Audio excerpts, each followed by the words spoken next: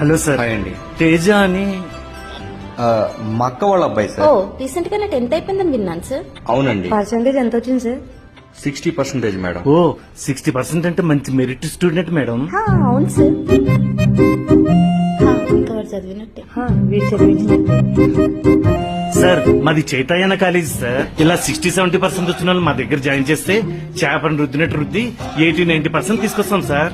ఏది ఒకసారి వాళ్ళ పేరెంట్స్ ని పిలవండి, అప్లికేషన్ ఫిల్అప్ చేద్దాం.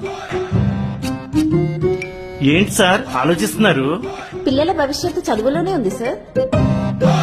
పిల్లలకు మనం ఇచ్చే ఆస్తి ఏదైనా ఉందంటే అది చదివే కదా సార్.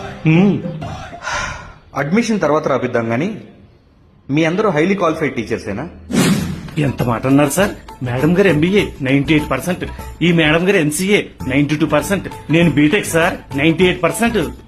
అయితే మీ అందరూ హైలీ క్వాలిఫైడ్ టీచర్స్ అన్నమాట. అవును సార్. మీరు ఎక్కడ చదువుకున్నారు సార్?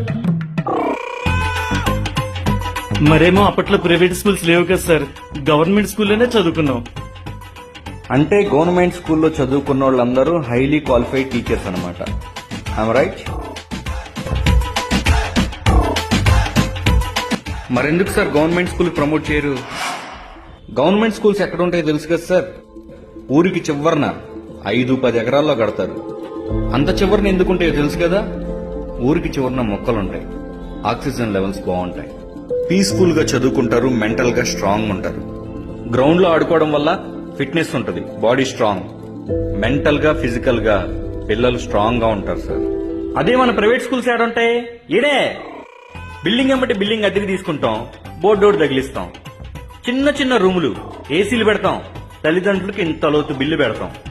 పిల్లల్ని దించడానికి తల్లిదండ్రులేమో కారులో వస్తారు, ట్రాఫిక్ జామ్, రోడ్లు బ్లాక్.